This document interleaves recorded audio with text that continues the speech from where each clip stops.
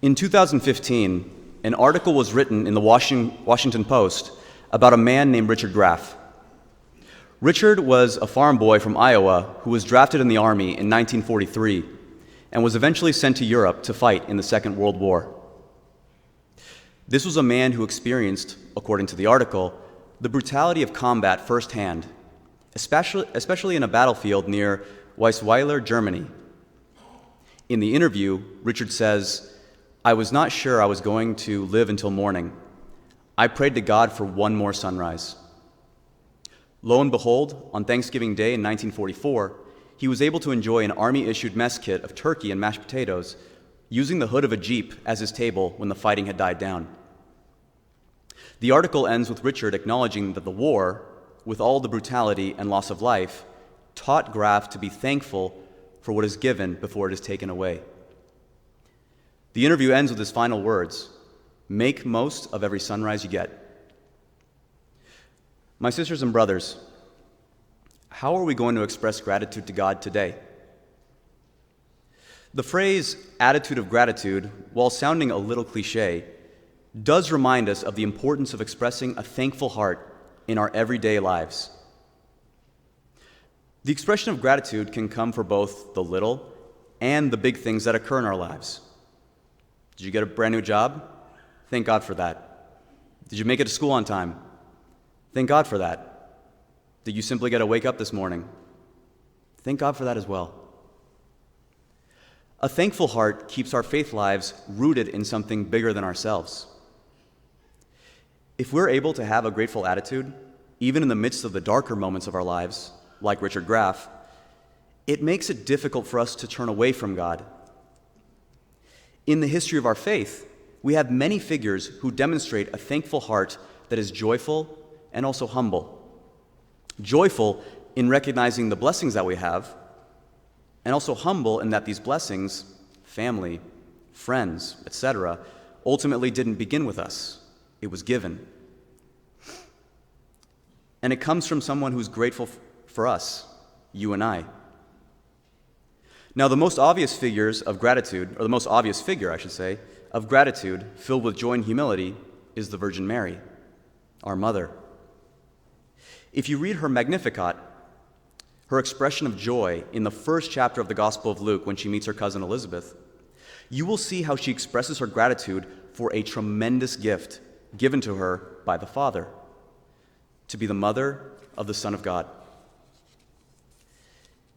In the context of gratitude, it is especially important to run to Mary because she will bring you to her Son, the Son of God, Jesus Christ, who freely chose to live among us, is also a God who is faithful, as St. Paul writes in his letter today, even if we are unfaithful. I'll be the first to admit that there are times in my life where I haven't always expressed a faithful gratitude to God. And it can be hard. It can be hard to be grateful to Him, particularly in the challenging, darker, defeating moments that we experience. And let's not beat around the bush. The world is a tough place. All the more reason to begin again with a grateful heart, starting today in both the little and the big things. So, my sisters and brothers, how are we going to thank God today? What are we going to be thankful for? Again, it can be as simple as getting up in the morning and saying, "Thanks, Lord, that I could wake up to see today." Even though we may have been unfaithful or ungrateful in the past, think about this. God has always been thankful, grateful for every single one of you. He is so grateful for all of you that, in fact, He gave us the ultimate gift at every Mass, His very self in the Eucharist. In Greek, the term Eucharistia means thanksgiving. Today we are celebrating a feast of thanks between us and God and each other. God doesn't need to be present in the bread and wine that will soon become His body and blood, but He freely chooses to do so. He gave up His body and blood for all of you at Golgotha and here today in the altar of sacrifice. God desires that all of us, this family, like the Samaritan leper, approach him in communion today. So approach him with a thankful heart of simply being able to receive him today.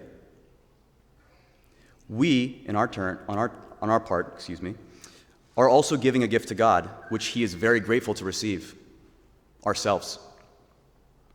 We're not just bringing him our strengths and triumphs in life.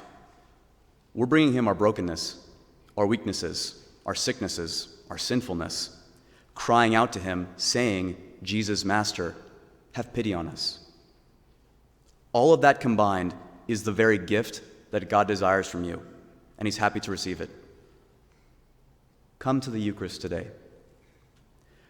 Perhaps you haven't shown God a lot of gratitude in the past, so let today be a new beginning for your faith. Look at him in the Eucharist today, and remember this: he's always grateful for you. So how are you going to show gratitude to him today?